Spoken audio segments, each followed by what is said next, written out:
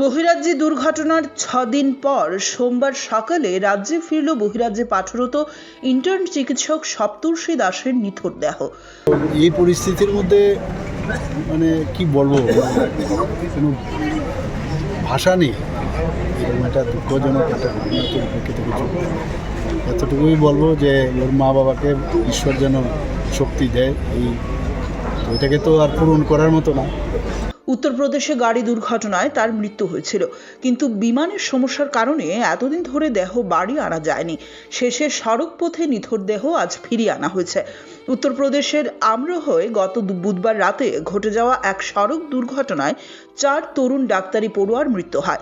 সেই 4 জনের একজন ছিল আগরতলার রামনগর 1 নম্বর রোডের বাসিন্দা সপ্তর্ষি দাস। তিনি তার মা বাবার একমাত্র সন্তান ছিলেন। মা শিক্ষিকা, বাবা জীবন বীমায় কাজ করেন। সপ্তর্ষির দেহ যখন রামনগরের বাড়িতে পৌঁছলো তখন কান্নায় ভেঙে পড়ে পুরো এলাকা।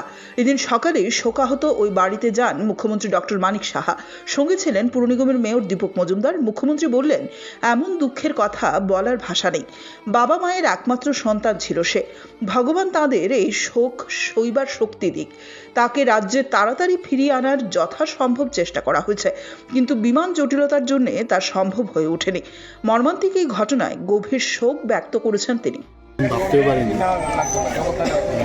যা শুনলাম যে অলরেডি তার লখনৌতে একটা মেডিকেল কলেজে সে ইন্টার্নশিপ করতো এবং প্রায় শেষের পর এক এক সময় এক একটা খবর আসছে যে গাড়িতে ছিল প্রায় 4 জনের মতো, 4 জনই মানে মোস্ট প্রবাবলি 4 জনই মারা গেছে।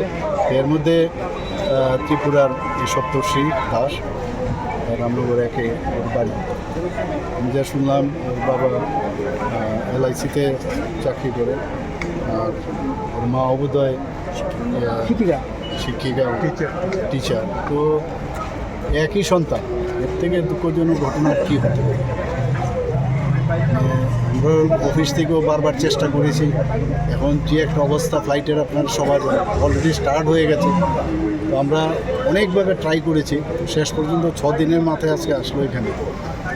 তো এই পরিস্থিতির মধ্যে মানে কি বলবো, কোনো ভাষা নেই। এরকম একটা দুঃখজনক একটা ঘটনাতে উপেক্ষিত কিছু। এতটুকুই বলবো যে ওর মা বাবাকে ঈশ্বর যেন শক্তি দেয়। এটাকে তো আর পূরণ করার মতো না। এই দুঃখজনক যে অবস্থা ঘটলো একই সন্তান, ফিরে পাওয়ার তো কোনো অবস্থায় সুযোগ ছিল না। এমন একটা ঘটনা, আত্মার সদ্গতি কামনা করি, এতটুকুই ঈশ্বরের কাছে প্রার্থনা করি। Bureau report, CNN TV।